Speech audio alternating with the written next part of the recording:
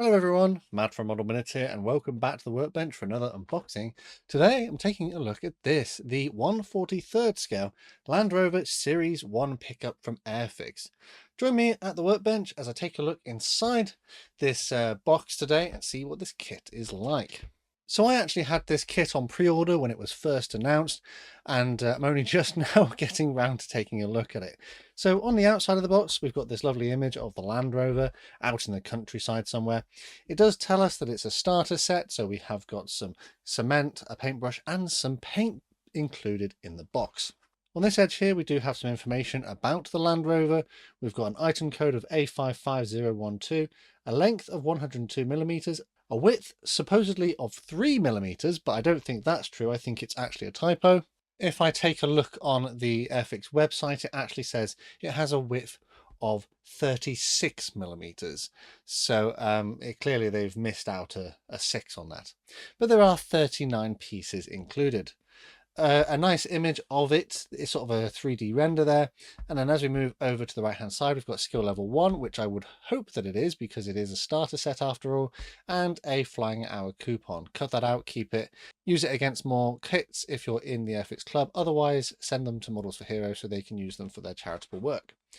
If we move on to the thin edge, we have the same information that we've already seen, and the other long edge here has some information in different languages, some addresses. We've got a Cartograph logo, so the decals inside the kit should be from Cartograph, which are really nice quality transfers.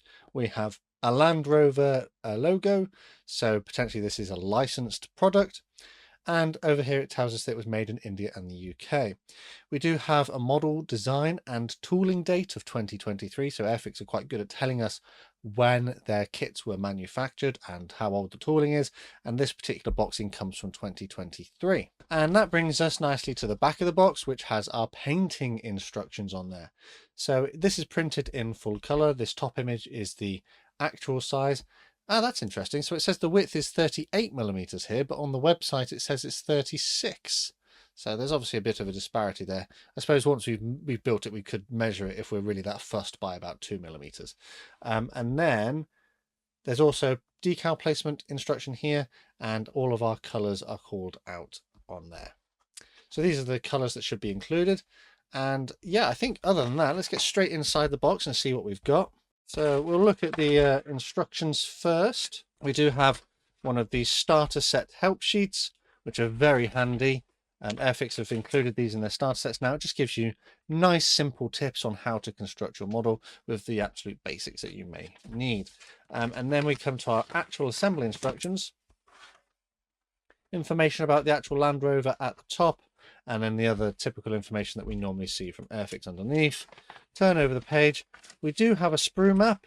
As this is a starter set kit, it is a little bit more helpful with the instructions, so it tells you to remove extra bits of plastic which aren't required, which are left over from the molding process. And as we go through, it is printed in elements of color. In particular, it's worth noting it tells you where to put glue with the yellow markings, and other bits have got their paint colors annotated and also sort of shaded on there as well. Also, because it's a starter set, it tells you where on the relevant sprues you will find the part that you need. So we start off by adding our glazing inside of the sort of rear wall of the cab, and then we add that to the sort of base of the chassis, and then we add the seats, and then we add the clear part for the lights. Then the sort of bonnet assembly gets built up. We do have decals which need to go inside of the vehicle. We add our glazing here and our steering wheel, and then we add our bonnet to that. That goes on to our main body. We do have more glazing which needs to go into the side of the vehicle, and then these sides can be added onto our vehicle as well, along with the roof, the tailgate, and then the various chassis components. So you see the chassis components are painted in a blue kind of color. And as we progress through, we come down to the drive shaft, which then gets installed as well. And that brings us to the final page where we add our final elements. We have our wheels, which come in two halves. I think it's indicating here that there is a sort of a softened edge as if the vehicle is on the ground, so it's under the weight of it. We add our wheels together. There is a spare wheel which goes on the bonnet. and the wheels go on to the mounting points, and then the final decals can go on. So yeah, generally I think those are pretty clear instructions. Maybe they're a little bit cluttered at times, especially with all the various pictures and sprue bits, but I think if you take a little bit of time, you can kind of figure out what's going on. And the rest of this is just sort of generic information. Decals are, as mentioned, printed by Cartograph, and they are to the usual standard that we would expect to see from them. Not a great deal of decals on here. We've got our license plates, our Land Rover badges, what's probably like a vehicle plate there, and then our dials for our inside on the dashboard. But yeah, printed to a very nice quality, nice and legible, no tears or blemishes. If you don't like decals, this is probably the perfect kit for you because there aren't that many. So we do have our accessories. We've got a paintbrush, which is a number 2. Mine has got a little bit of wood sticking out of there, which is a little bit sharp. So yeah, be careful of that. First time I've seen that is where the ferrule has been placed. It's obviously taken a bit of wood off with it. So I would probably remove that to make it safer.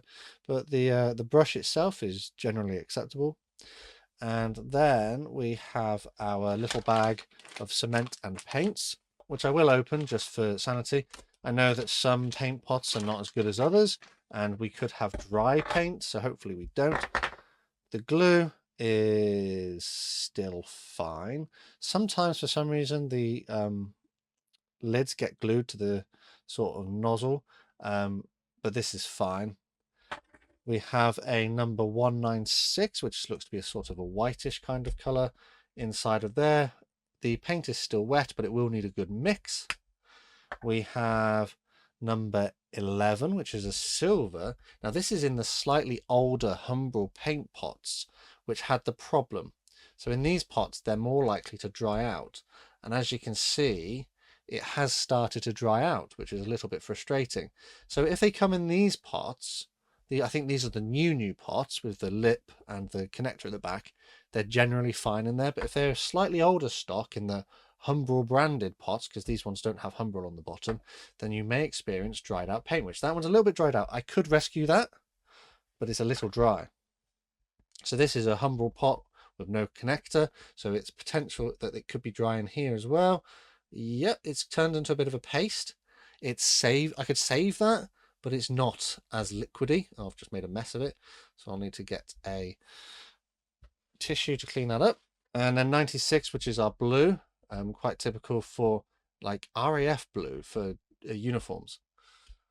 And again, yeah, so it's more like a gel at the moment. It's not like a paint, usable with a little bit of work, a little bit of mixing, but still you'll notice the difference.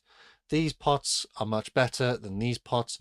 The problem with these pots is that the design of them, when you put the lid on, it creates like pressure inside, which forces the lid to bounce open ever so slightly. There's a slight gap, and air gets in there over time and dries them out. But I think they are moving to all of these kinds of pots.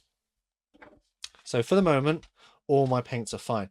If, however, I had found that my paints were dry, I would contact the Airfix spares department with information about my purchase, images of the problem, and hopefully they would send me out a replacement. So here we go. A little bit disappointing that immediately, and you'll notice, things have fallen off the sprue. They're in a bag, so it's not a big problem, but a bit disappointing nonetheless, especially considering that this is technically new. At least it's new to me. It's not secondhand. It came straight from my pre-order. So we have one clear sprue, which contains 1, 2, 3, 4, 5 clear parts, and they are lovely. They look to be molded to a very nice quality. The lights have got a sort of texture on them, which I think is pretty typical.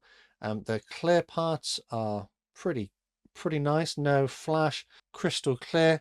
You can see through them pretty easily. The large one even has a representation of windscreen wipers molded onto it, so that's pretty nice clear parts. A little bit of work to remove these extra tabs of plastic, which are just left over from the molding process, but generally speaking, very nice looking clear parts. On to the other sprues then. This is sprue B. People have said, oh, why don't Airfix include, you know, the runner around the outside anymore? I think they've done this because it's a cost-saving exercise. It just doesn't use as much plastic, but as we've just discovered, parts have fallen off the sprue, which is going to happen if you've got nothing protecting them. Like, you can just bend it up by it rolling around inside the box. This one's shifted as well. You can see that as they move around inside the box, things move. So not great, but manageable. Mold quality though, pretty good, and no flash that I can see. I'll be surprised, since these are technically new toolings. Plastic is a little bit flexible, a little bit greasy, but fairly hard. See a little bit of the sprue has fallen off there. We have the front of the vehicle here, which has got a nice sort of grille representation on it. We have, I think that's the roof, the bonnet, little details molded into it. The wheels are pretty nice. Yeah, they do have, I think, like a softened edge on one side. Suspension and other parts of the chassis. We've got some detail on the inside as well. Ejector pin marks don't appear to be in places where detail are present, so that's good. That means they're going to be hidden when you build them. On this sprue then, we have the main body of the vehicle, or sort of the main floor. There's some nice molded detail underneath there, so you don't need to worry about adding that. We have our seats, rear bulkhead, other seats, tailgate, which is pretty nice. That's got some nice little molded details on there. We've got some more elements of the wheels, again, very nicely molded. And then as we come down the inside with our dashboard, which needs our little dials to go on. And if we flip over, pretty much the same kind of deal. Very nicely detailed. This part here, I believe, has come from up here. That seems to be the most logical place for it to have been detached from. And then we have the other loose side of the vehicle. Again, molded to a good quality, but, you know, suffered from that fact that it's just sort of pinged off. But yeah, that's pretty much it. This doesn't look too bad. It looks pretty good. I would be pretty keen to have a go at this. I'm sure as a starter set, it won't be too difficult to assemble. There are 2 grey plastic sprues molded to a very nice quality. Bit of a shame about some of the parts falling off though. We've got some lovely clear parts. These are absolutely fantastic. We've got our cartograph decals. Not a great deal of them, but the ones that are here are printed to a really nice quality. We had an included hints and tips sheet, which is always nice to see. I know obviously there's like a Spitfire on here, but the skills are transferable. We had our instructions, which maybe were a little bit busy on some of the steps, but generally pretty good to have, especially given the fact they tell you where to put the glue and, you know, where to find the part on the sprue. We had one paintbrush with a slight health and safety issue with the fact that you could get a splinter, and the glue was absolutely fine. We had a slightly newer pot, which was still perfectly usable, but the other 3 colours are on their way to drying out. They are currently usable with a little bit of rescuing, perhaps some thinner being added and a good mix, but had I left this any longer, I imagine that these paints would have gone completely dry. All of which comes contained within this rather nice looking box with the Land Rover on the front and our painting instructions on the back. So how much would you be looking at paying for this kit as it stands at the moment? Well, on the Airfix website, the recommended retail price for this is £14.99. Bearing in mind it is, well, it's a 2023 new tool. We've got cartograph decals, only for 1 paint scheme, sadly. And we do have the accessories such as the paint and the glue and the paintbrush. That doesn't seem a particularly terrible price, but I know that you can get this cheaper from various online sellers and potentially even with club discounts and things as well. As always, I think that a slightly cheaper option is generally better, especially given some of the small issues that I've encountered with this particular kit during my unboxing today. Having things fall off the sprue, having paint that's not particularly usable straight out of the box, and also having a slight concern with that little flake there, which could cause an injury. But what do you think about this kit? What do you think of my assessment, and do you think it was fair? Let me know down in the comments below. Personally, I think I might have a go at this one and put it in a little diorama setting, but I'm undecided as to what I'm really going to do with it at the moment.